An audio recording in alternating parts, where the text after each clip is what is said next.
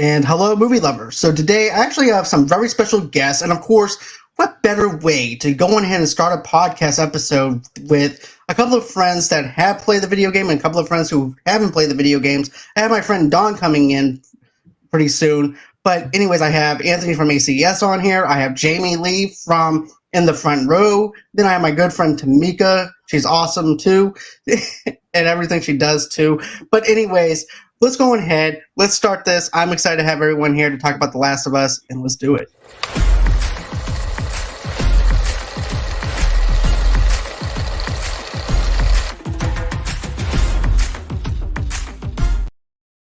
Hey guys, how's everybody doing? What's going on? What's up, man? Nothing much. Ready to talk some Last of Us? That's what I'm here for. Yes. Yeah. That's ready to go. Let's do it. Awesome. Okay, so if anybody doesn't know or anything like that, this is actually based off the video game adaptation. Mm-hmm. And of course, this also starts up in 2003 with a fungi infection that sparks a global pandemic and turns its victims into a bloodthirsty attackers. Now, that's just the little small bit of a synopsis that I'm going to give you, and then we're going to break all this down. So this is what I like about The Last of Us. For someone who hasn't played the video games and stuff like that, I think this is actually a perfect introduction into how the infection is actually being spread. Because they didn't do that in the video game, but I'm glad that they broke it down to people who haven't played the game, so the way so we actually have this one doctor who's trying to explain a global pandemic, which 2020, and then you also have someone that is also explaining the fungi and how it goes through your brain cells and how it's controlling people. So I like how they broke it down in that way in 1963, and then of course it goes into 2003, and then after that it goes into more present time in 2023 later on. Well, we'll break that down in a few minutes, but I just want to give the floor over first to Jamie and then over to Tomeka, because Jamie and Tomeka both haven't played the video games or anything like that. So I wanted a fresh take on someone who hasn't played the video games like Anthony and I have, or Dawn. So what did you guys think? Do you want to go first, Tomeka, or me? No, me? Okay. Yeah, I thought it was really good. As you said, I really liked, because I haven't played it before, I came in blind. So I've only watched like a little bit of gameplay, didn't know the characters, didn't know how this infection started. So the fact that it started with an explanation that it was fungi, it could have been a range of things, but the first scene literally told you what to expect. And I really liked that. And I really liked that we got to introduce all of the characters and we got a little bit of backstory about them.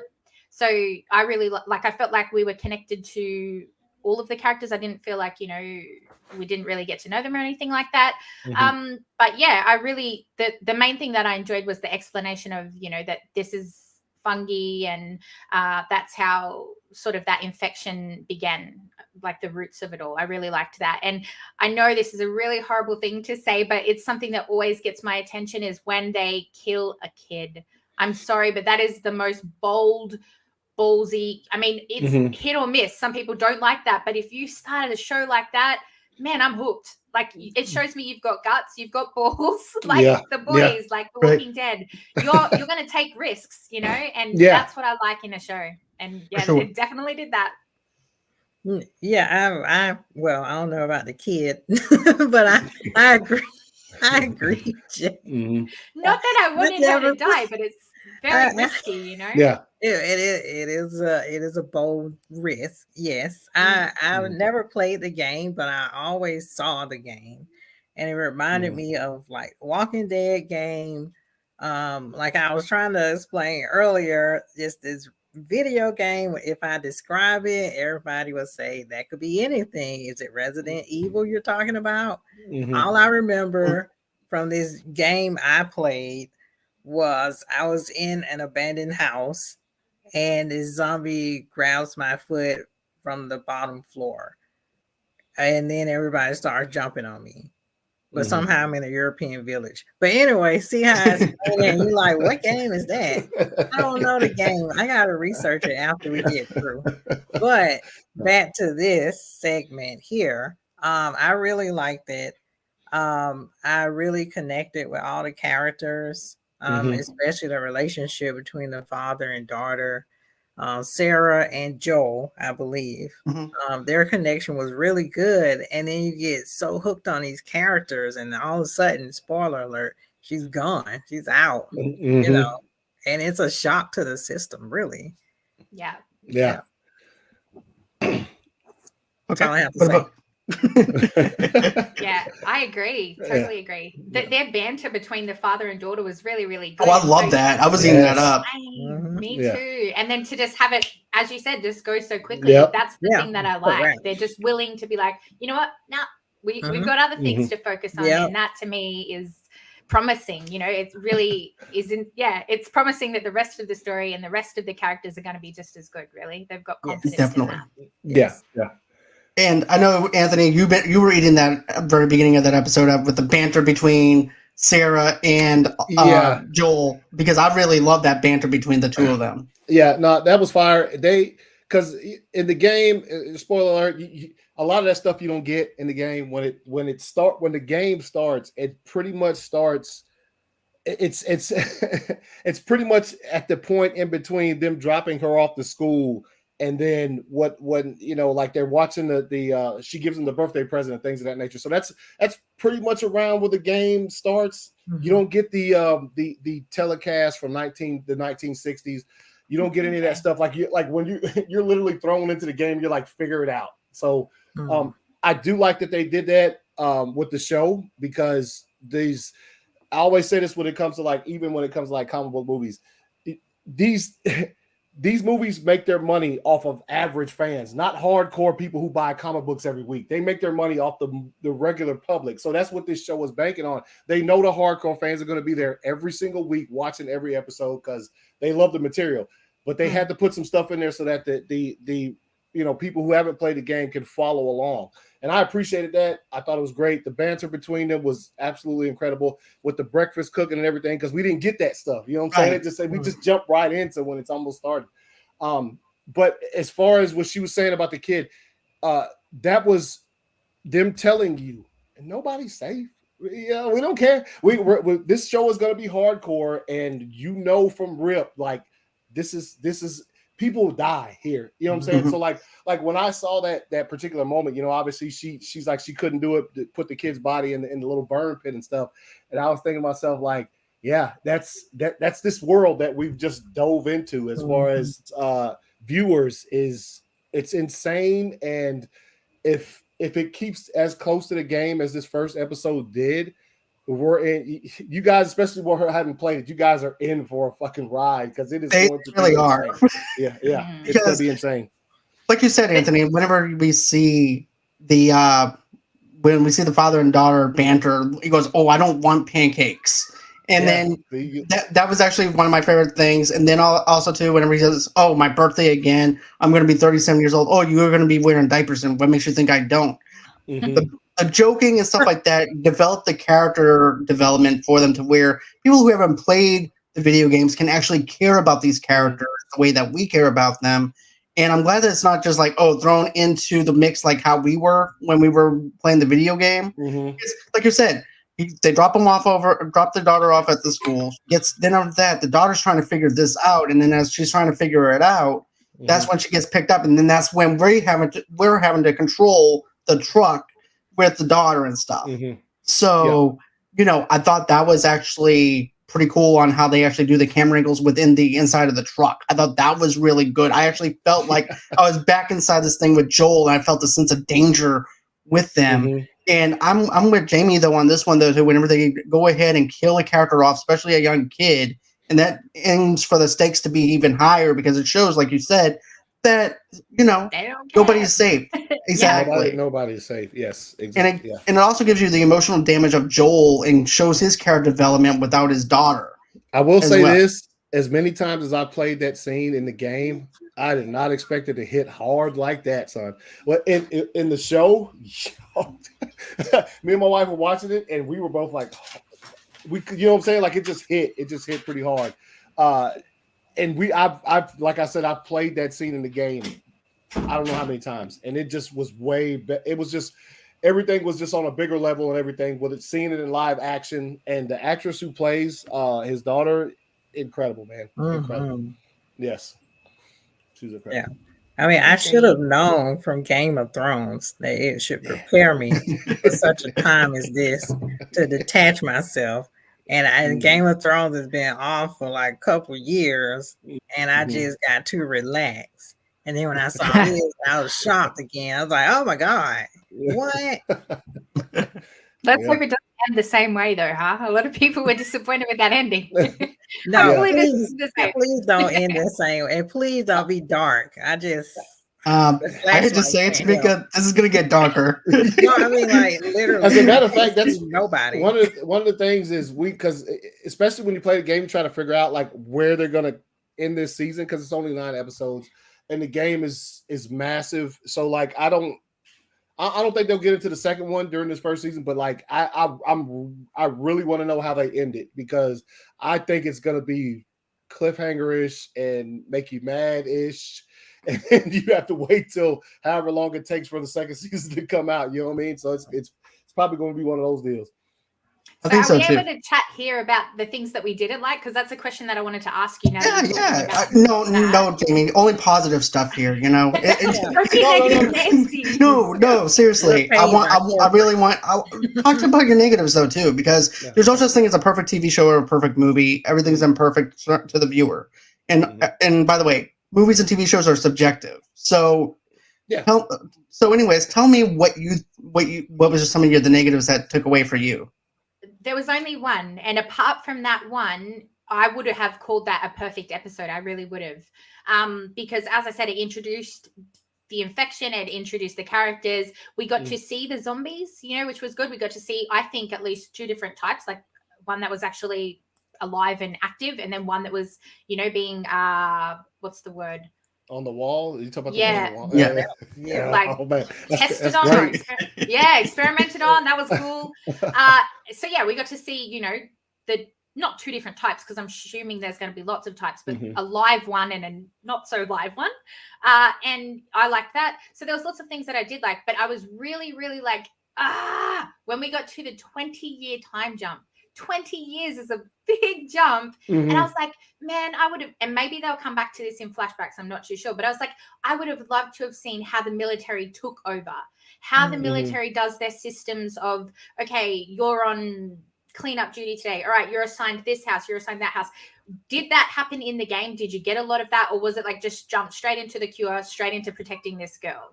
Yeah, you didn't get it. There's this is another thing I appreciate so much about the show.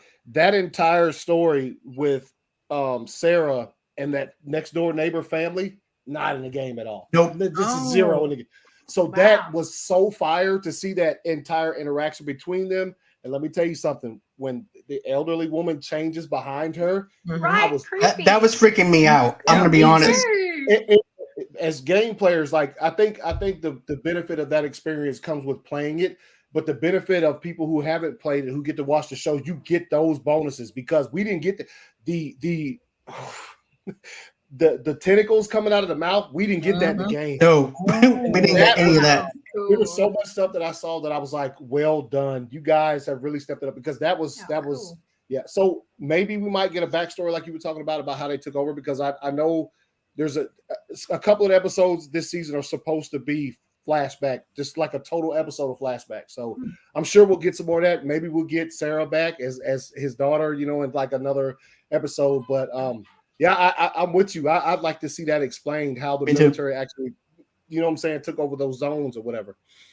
Because it's just like we go from sort of like the pre-apocalypse, like before anything even happened, to then suddenly, okay, everything's fine now. Like you've got housing, we've got housing, the military have got this under control, and it's like, yeah, but how?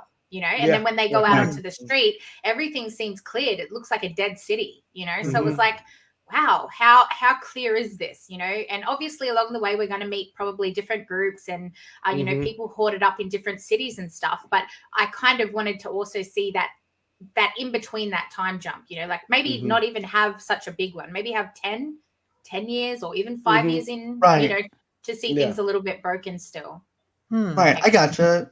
For me, though, for the time jump and everything, it worked because of the fact that we now get to see how Joel is after all this time, after losing his daughter, after the military shoots his daughter, and seeing how he progresses through it, because he's also missing his uncle.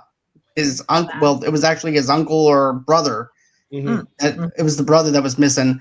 Yeah. And so now you have that happening.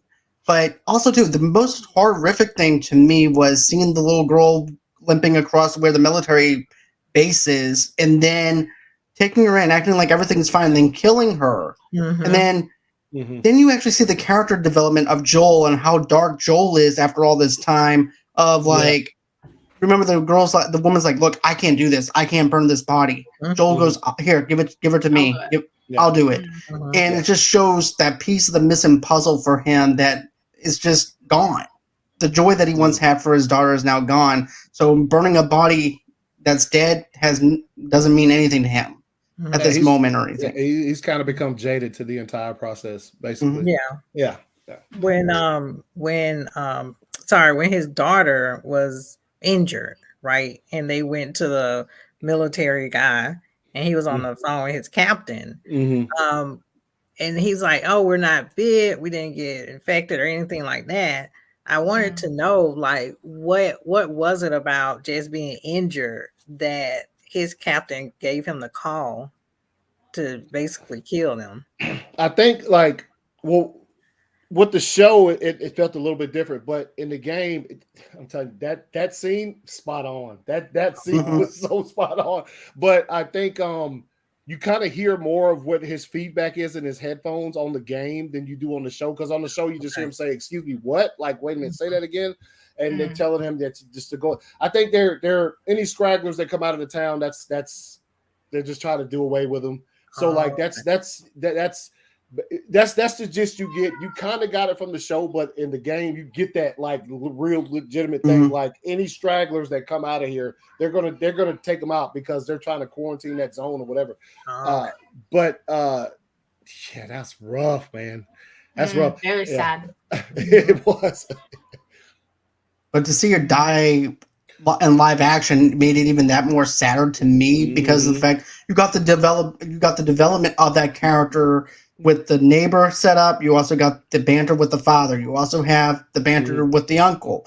And then to know that the character is going to die, and when Anthony and I both knew that it was going to happen, but it was just all that more powerful in this one versus how it was done in the video game. I was sad. It hit me in the feels, but it didn't hit me as hard as this. And I'm glad that they actually gave me the character development that they did. And then also, too, the transformation, like Anthony mentioned earlier, I love the transformation in the background with the little woman and stuff like that. And then whenever she just comes out of nowhere and just starts jumping around. And it was very terrifying to see that. But, back over to with Joel and everything being very jaded to the situation and burning the bodies, and then you wind up seeing him later on having that flashback of the PTSD that he has when he's like, no, this is not going to happen again on my watch. I'm going to go in and protect Ellie as much as I can. Yeah. And I'm not going to allow her to die at the hands of the military, just like how my daughter was. Yeah. Now that's when we have this. Basically, Joel is like the father for Ellie, and this missing piece that Joel needs. Yeah, that was that scene was fire. That not particularly in the game. That scene was kind of they took some stuff that was and that's I loved every bit of it. But you see the way Ellie was looking at him when he was beating that dude to smithereens? She actually liked it. Yeah. Just like a character in Game of Thrones. And maybe maybe I mean, I don't know what I know in the game she's basically never had anyone stand up for her. So maybe it's the same thing when it comes to the show. But that particular scene, like I said, I've seen it like 6 times. When he starts beating that dude, the camera kind of pans and you see her back there. She's really looking. And she's like, hey, look like Kevin Hart on the damn. He's like, beat his ass. Beat his ass. I did a reaction to it live, and me and my husband were laughing. Like, look at her face. Like they were panning in on her, enjoying that moment. She enjoyed that. So I'm sure going forward that's gonna like I said, the game kind of puts that there, but the way they did in the series was it's good. It's good, man. I enjoyed it, and he also, what's that dude? He was cool. I mean, I got it. Joel frisked him, gave him a couple pills or whatever, and he got his little Moxie ration cards. Yeah, but he just turned on him. He was just like, "Oh no, I told you not to come out after dark.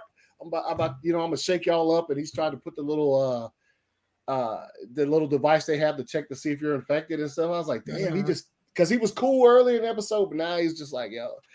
He should have gave him more oxy. I'm sorry. He should have just given him more than more. Yeah. He cheated him. That's what the problem was. Dude probably took it. He already had took it all in those couple hours that we was. Yeah, that's a hard job. You got to take some oxy to get through. Well, he hit him with that line, dude. When he was giving it to him, he said, "Yeah, you kill so many people, you need these to sleep."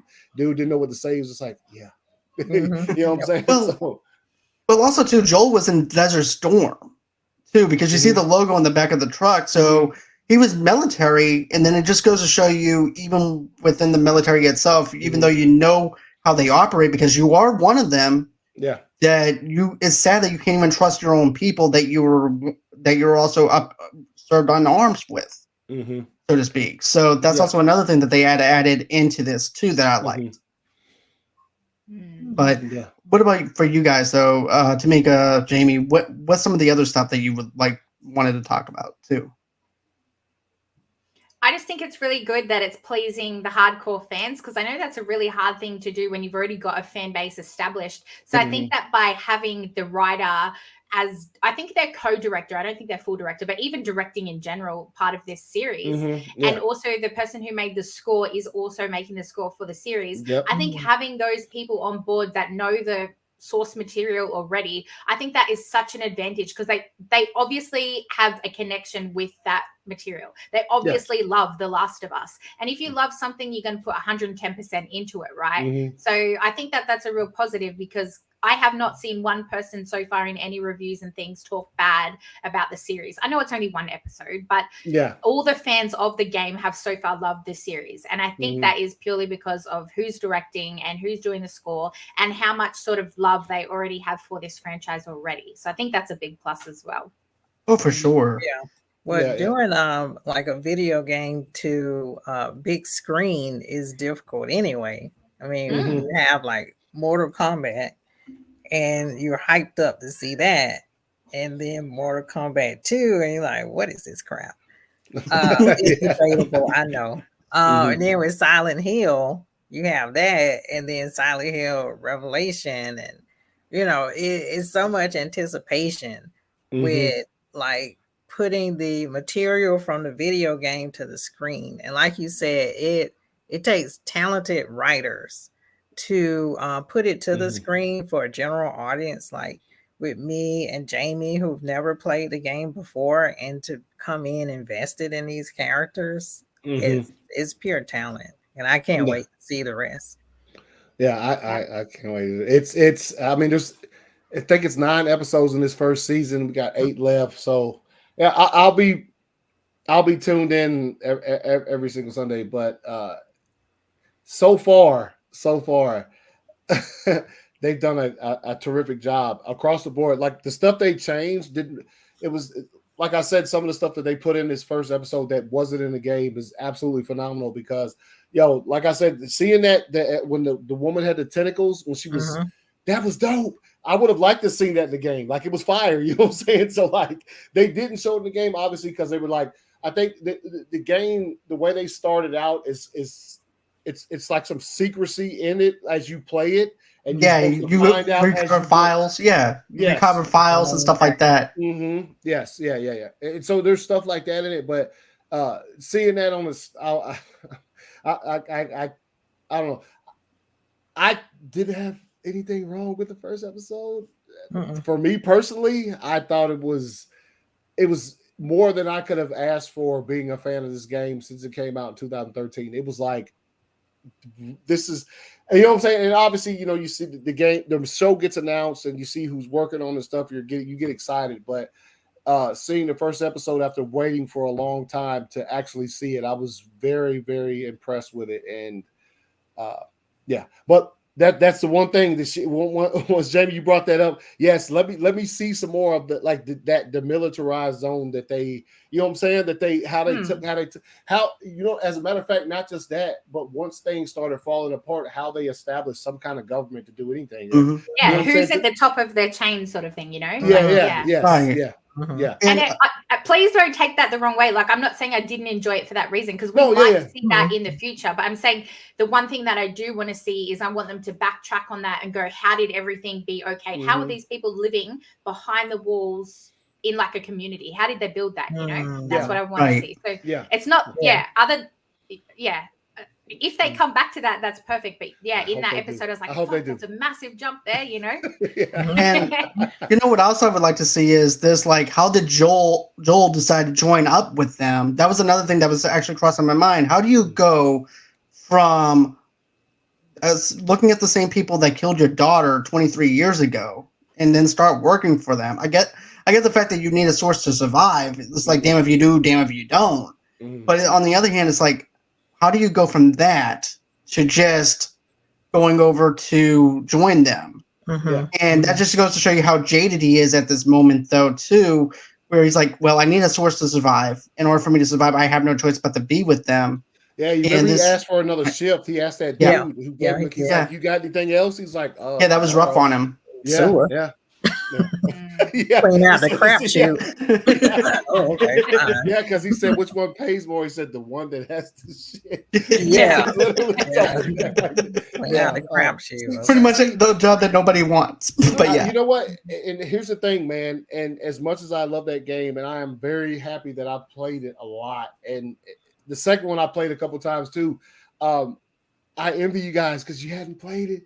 That was fire. That little interaction just between him and that dude who's paying him his cards. We don't get that in the game. We don't get that stuff. So that was incredible. That's because that's world building, and I appreciate that. Like, you know what I'm saying? Like I guess what you were saying, like, to me, because like the people who wrote the show or wrote the game and all this, they're all working on this. So when it comes to like the show, they show that same care, but they're also cognizant of the fact that like a lot of people didn't play this game. I know it's a big selling game and it sold millions of copies, but but if you look at the population, a lot of people haven't played this, but we want y'all to watch the show. So like that's the stuff they put in there. And I appreciate that a lot, man. Like a lot. Yeah.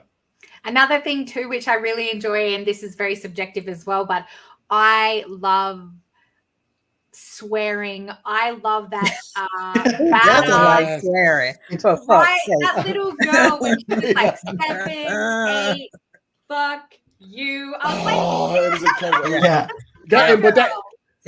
just like did she do that in the game? I can't remember if she did that, but there's something similar to that. She does flip Joel off, I think, a few times, if I'm not mistaken. I think she does flip him off. And also, too, she does cuss at the other people that are trying to kidnap her, too. Whoops, I gave a little bit of a... They'll get there. They'll get there. You'll get there soon. But though, like, even trying to get the knife back from his foot, like, she was like so defensive and just really aggressive. And I was like, I like this kid. She's tough. Ellie has always been tough. Yeah, she's incredible. You know, I think they're on the right path, but that relationship between those two characters, there's a reason why, like, if you watch the intro, at the very end of it, you see those spores climbing up. At the very end, you see two people, basically. That's probably the best relationship I've ever seen in the video games, and I've been playing for a long time. That it's really good, and that's why the game was so popular, and hopefully that's what makes the show so popular. But they also, at first, for the first half, they absolutely hate each other. So, yeah. Hey, Don. What's up, man? Hey. How we doing, guys? So sorry, guys. Thank you. No problem, Don. Don't worry about it. Got stuck at work. That's all. No, it's all good. Good. How we doing? Doing great. So we went through all of our positives and stuff like that, but you know what, though? We say the best person for last, in a sense. So, you know, you are the Jedi Master, Tuck. So, so what would you say that you really loved about The Last of Us? Yeah, I think for as much as they could, I think they stuck to the story from the game, at least this first episode for sure. I mean, they changed a few things, and that opening scene of them, her learning about what's going on, them figuring it out, and then leaving the town is a much longer, scene than in the in the game, filling those gaps and all of that. I'm really happy so far with the show. Mm-hmm. Yeah, it's to get into Boston in the show, but it's really cool what they did with it. Yeah, I really love it. Yeah. But yeah, the world building is fantastic. Like that they brought back the woman that played Miranda. The woman that played Miranda in the game is Miranda in the show. I really like that. Yes, that is incredible. Yes, I really like. Yeah, I really like they did that. Yeah. And we've been on here talking about like comparisons because the two women with us tonight they haven't played the game, so they're just going fully off of So you miss a scene. So there's obviously when Joel and Tess get up there, there's like once they come into this hallway, you've seen a lot has happened, gunfight or whatever. You get to play that in the game. You get to play that pretty much in the game, the little gunfight. But it's like I was saying, it's a trade-off. You get to play that, but some of the other stuff that they added that you don't get to do in the game is also absolutely incredible. So, but yeah. Well, that's another thing too. I was going to ask, when we're talking about the 20-year jump, do you ever see in the game how Tess and Joel actually get together? Like, do you ever see that connection or no? No. Not in the game. Yeah. Yeah. Okay. I think they might allude to it in dialogue, but you never see it. Yeah, you never actually see it. Yeah. Okay. Right. Yeah. Which I hope they actually put more emphasis on the show on how they do that, so that way it gives us more of a background as for us, for first time people seeing this in a live action world, to see that being played out instead of it just being tossed in there. So I would like to actually see that being played out. Yeah, for sure. Because as I said, like we go from the pre-apocalypse to the apocalypse to suddenly, all right, we're all living in this, behind these walls, and then he's suddenly got this girlfriend, let's say. How? Do you know what I mean? How did he get to that point? How did the military take control? How did he get with this girl? We know how he got. I think that's just kind of like them saying, like, oh, sorry, I'm sorry. No, you're right. I was gonna say, I think that's just kind of them saying that's life. 20 years later, yes, really, he's just dealing with his daughter's death. I mean, that's really his main motivation, even in the game, is that it's that struggle of having this new person he has to take care of that is a child and is a girl. And, he's sort of all those feelings come back where he was, I think, able to suppress them up to that point for the most part, Also, pretty much same age too. The Ellie and Sarah, you know what I'm saying? Pretty much same age. Yeah.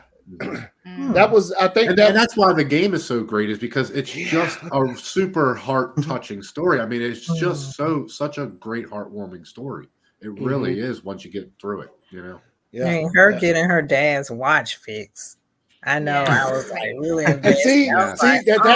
That's another thing that was absolutely fire with this first episode. We didn't get to see that. No. So when she gives him the watch, we don't see that entire process. That she took a couple 20s out of his stuff. Now we see her give him the watch, but we don't get that the backstory to how she fixed it or whatever. You know what I'm saying? Yeah. So, that was dope. I appreciated that a lot. Just well, I think in the game she just bought him a watch. In the game, I think she just bought him a watch. She didn't get his watch fixed. I think it was a little bit different. But it was the same idea, exactly. Same idea. Of course. Yeah. But even the interaction and the dialogue from that and I scene think the alone significance was so in the cool. show is. Sorry. Yeah, well, I think the direction they're going with. No. I was just saying. I think the direct. I know. Sorry, the delay. The direction I think they're going with in the show, it looks like, is that he was a combat veteran, and that watch was broken in the war, and that's why she got it fixed for him. At least that's what it feels like. That's what it felt like to me, though, too. So, to be honest with you. Yeah, right. Because she does tell. Look, man. That if you ever get to see that particular scene on the couch in the game and in the show, fire. There's some subtle differences there, but it's absolutely incredible. It still has the same meaning, and it's awesome to see that being played out in the video game because it shows the father and daughter bond between the both of them, and that's something that I really loved was the father and daughter bond, and then they do it with Ellie and him, and it just works. It clicks, and I really love that. And then Don, you mentioned the watch and everything too.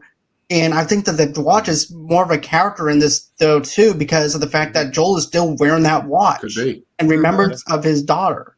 Yeah. So and I think Ellie that's burns also him. She's like, "Oh, your watch is broken." You know, sort of like his relationship is broken with his daughter. Like, what a burn, you know? Somebody topped and bottom both the scenes from the game and the show. Well, I'm probably going to wind up doing a little bit of that. I watched a breakdown of it. Yeah, I watched a breakdown of that, and they showed side by side of the game and the movie and the show, and they literally took direct quotes from the game and put them in the show. I mean, it's really good. Cool. And I'll tell you what, I really going back to what he was saying earlier too is, the way what they added in the beginning to give you that emotional grounding of their relationship.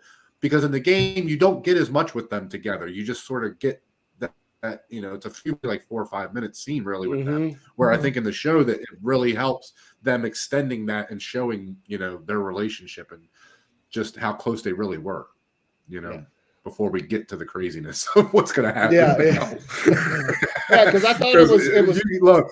This is like the uphill. This is like when you're sitting on a roller coaster. This first episode is you're at the top of the hill. That's where this first episode ends. Yep. And then, really good. Go ahead. All I was going to say was this too. My wife and I were watching this, and she's not a big video game person at all. She goes, "I'm not a video." She says, "I'm not into video games, but I definitely like the show." The part where I mentioned Anthony was the part where they're inside the truck. And when we're inside that thing, when you see the airplane crashes, my wife goes, "Oh shit!" She was because we're watching it on the 45-inch TV that I have, and she's like, "Oh shit!" I'm like, "Yes, this is the experience I want." Yeah. So and it was so good.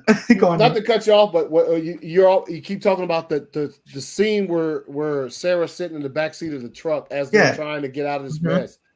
Yeah, literally on the game, she's the only one you control. You don't control the truck or anything. You can just look from side to side, look backwards, look throughout the windows and see all of this chaos. And you hear Joel and his brother Tommy talking. That's one of the best pieces of gameplay I've ever played in my entire life. It's just because you can't do anything, you just experience what's going on around. You can't control, you can't tell Tommy what to say or Joel or whatever when it comes to that scene. And so the way they reproduce that in this show is incredible. It's incredible. Yeah. It's good. Yeah, and especially for people that played the game. But I think what they did, like I said again, a really good job of is I think and obviously you guys will be able to say whether or not they did a good job with it, but it really feels like they made this story open to anybody. That even whether you play the game or not, that you can walk into this world and either know it or not know it, but you still feel like you get enough of the information from that first episode that I think you need. Because I really think you get actually more from the first episode than you get from the first mission of the game. You're at this point in the game, you don't have this much information. You don't have this much. You're going blind, yes. Yeah. Like I was telling them, I'll tell you, another scene that gave me chills is that tunnel scene when they're sneaking out. Oh, yeah. Because that's that tunnel scene in the game. And man, it's so good the way they matched it. Man, it's so good. Yeah. Yeah. But I was telling them before that in the game, you don't get the broadcast from the 1960s talking about fungal infections, which was cool. I'm glad they did that for the show. And it's like that. So we just get dropped in blind, just like, oh, that's what we're doing. And it just yeah. So that's because when you get to that scene in the tunnels when they first run across the first one up against the walls like that, you're like, what the heck? What is going on right now? Did I just walk across? The game is actually dark. Yeah. All you can see is this little light ball on the. So when you go across it, you're just like, whoa. Yeah. Right. Yeah, pretty fun. Yeah, really fun. Yeah. But yeah, I think that's but yeah, I think this is everything that I had wanted to cover as far as the show goes with the very first episode and things like that. I think we covered a lot of the meat within this very first episode. And I know that we're going to try and come back again for episode 2 coming up. We'll talk amongst each other and everything and see what works out and stuff like that. But I think Wednesday nights is actually a perfect time because it gives everybody a chance to catch up on the episode, digest it, and be able Watch to it come in here 6 times, Anthony. Yes, 3 times for me. I'm sure I'll watch it once or twice more before Sunday night's episode. So. Right. Nice. Exactly. Oh, But I have a question I will for definitely watch it again. Yeah, for sure. Yeah. For sure. I do have a question for Jamie and Anthony. Is there anything going on y'all's channels that you want people to look out for as far as things go? Just doing the same thing. Instant replay on Tuesdays, and my shows on Friday nights at 8. Search ACS Universe on YouTube. You'll find me there. At 2279 ACS on Twitter, _ at the end of that. But that's pretty much it. I will be doing once the season is done for this. I'll probably do something for the full first season of The Last of Us. And I plan on being back. Just let me know when you're doing this, and I'll be back in time. It's going to be every Wednesday night, 8 o'clock Central Time. I just subscribed to you, man. So yeah, I just subscribed to you, man. So I'll be listening to the sports show for sure. The sports show I'm interested in for sure. The sports show is fire. I'm just going to put that there. Yeah. And I was telling John, it's so I can't watch like ESPN or any of that stuff, and it's just so boring. Like I like watching people with personality, like having fun talking about things. Check out some of our episodes and let me know what you think. Yeah, because we're colorful. Our commentary is colorful, man. Yeah, it's supposed to be fun. It's supposed to be love. It's supposed to be fun. That's what. Yeah. Absolutely. What about for you, Jamie? Anything going on? Yeah. I do my weekly entertainment news, movie and TV show entertainment news on the weekends. I do that with my buddy Tyrone and also Mike. We have a show together. And then I've got a couple of reviews coming up for Megan. I watched that horror, if you can call it that, movie. And then Ant-Man and the Wasp obviously is coming up. And the Wasp. Ant-Man Quantumania is obviously coming up. So I'm going to be covering, some Marvel stuff. Pretty much anything new released. The Walking Dead stuff that's coming out this year, covering all that. So yeah, if you guys are interested in any of that, anyone, not just you guys, anyone listening, head to my channel. The links are in the description there. And yeah, that's what I do over on my page. Okay. Awesome. And of course, we're going to be doing this every Wednesday night, 8 o'clock Central Time, 9 o'clock Eastern Time, until the show is actually, of course, ended. Rossie actually has her show coming up in about 15, 20 minutes. Oh, cool. And she's going to be interviewing an actress. So stick around for that in a few minutes. And then I don't have anything yet planned out for Thursday and Friday, but Dawn will be back probably sometime next week. We're going to be reviewing Dogma. So that's going to be our next. I'm trying to do a lot of Kevin Smith movies. So we're going to be reviewing a lot of Kevin Smith stuff. So that's going to be very interesting. Yeah. John, anything Kevin Smith or Mel Brooks, man, let me know. I'm in. I got you covered for Mel Brooks 100 times. Seen them all. You know what? I've been wanting to do a Mel Brooks collaboration. So that's actually perfect. Directors. Yeah, my 2 favorite comedy directors of all time. I love them too. Okay, nice. So that's going to be it as far as the show goes. Don't forget to smash that like button. Don't forget to subscribe below. Go on ahead, show in the front row some love. Show Anthony some love. Show Dawn some love over at your channel, which is also part of our community. Go on ahead and tag that right now, man. Yeah, guys, please check me out at Multiverse of Geekdom. I have Josh, Joe, Jason, and Noah now with me. And we are coming back strong this Monday with our Lost show, and all of our other shows going to be back next week. We did take a little time off, but we are coming back strong, guys. So please come check us out. Excellent. Most definitely. And that's going to be it for tonight. Thank you, everyone in the live chat. Thank you for watching. And always until next time, guys. Bye-bye.